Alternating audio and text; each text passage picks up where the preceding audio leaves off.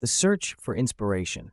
Min, a final-year architecture student, was obsessed with documenting and redesigning abandoned buildings. While working on his graduation thesis, his professor told him about an infamous mental hospital in the northern region, Central Psychiatric Hospital A, which had been shut down for good after a series of mysterious suicides in 1997. Locals whispered about a hidden section called Ward E, where the most unstable patients were once confined.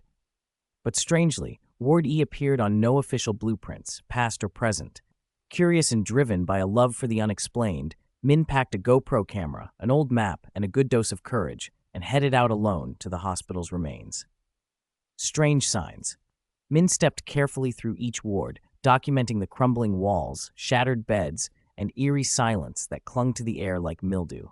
He spoke into the GoPro. "This place feels off. It's like it's watching me." In the pediatric psychiatric wing, children's drawings still clung to the walls: sunshine, stick figures, houses, but all had slashed-out faces and one repeated symbol, an eye with 7 lashes, drawn in red crayon. As the sun set, the temperature dropped sharply. Min set up camp in what had once been the staff lounge. Walls cracked, vending machine toppled, mold creeping across the ceiling. He tried to sleep, but kept waking to distant whispers, unintelligible but urgent, like someone arguing behind a wall. At 2:33 a.m., Min's GoPro, left rolling by accident, captured something chilling. While he lay sleeping, a dark figure slowly passed across the hallway just outside the open door. It moved unnaturally, like its limbs didn't belong to it.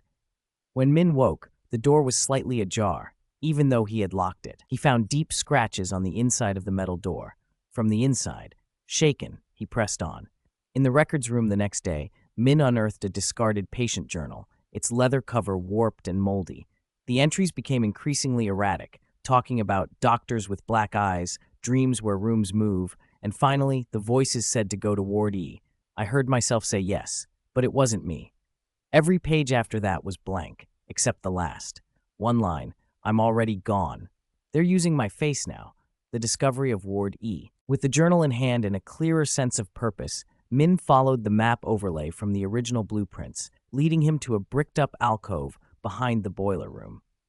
The bricks were newer than the rest of the hospital, clearly meant to hide something. It took nearly an hour with a hammer and crowbar, but Min finally broke through. A blast of stale, ice-cold air escaped the darkness.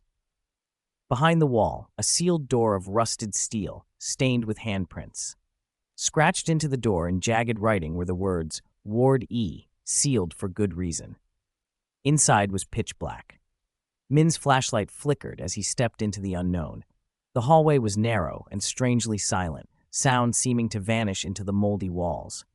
The light revealed rooms along either side, not cells, but something in between.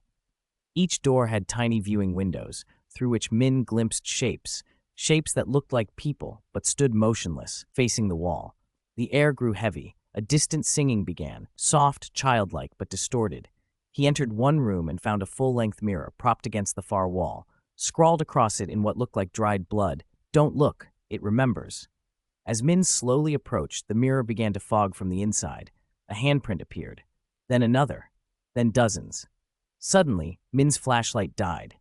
In complete darkness, the GoPro picked up labored breathing, then a voice, his own, whispering, "Run. It's already behind you." Min turned to flee, but the hallway had changed. It stretched endlessly now, walls pulsing like something alive. The doors he had passed were now open, and from each emerged figures in hospital gowns, faces blank, eyes black voids, feet dragging as they closed in. He ran, but the more he ran, the more the building shifted, walls turning into doors, doors into mirrors, mirrors into mouths whispering his name. As he stumbled, the GoPro hit the floor. It caught one final image, a pale hand reaching out from the mirror, grabbing Min's shoulder and pulling him backward, into the glass. Darkness, then static, no way back. Suddenly, Min's flashlight flickered out. He felt breath on the back of his neck, followed by a cold hand touching his shoulder. Panicked, he ran, but the hallway seemed infinite, looping endlessly. Doors burst open along the corridor, revealing pale, smiling figures with empty eyes staring at him. Min screamed. The GoPro fell to the floor, recording only the ceiling, until a dust-covered hand slowly picked it up. A whisper followed, You're the last one. Ward E needs a new gatekeeper. The mirror a month later, Min's friends came searching. They found no trace of him, only the GoPro lying in the basement hallway. The footage still played. At the very end, the camera swept past a cracked mirror. In the mirror, Min was standing, staring directly at them.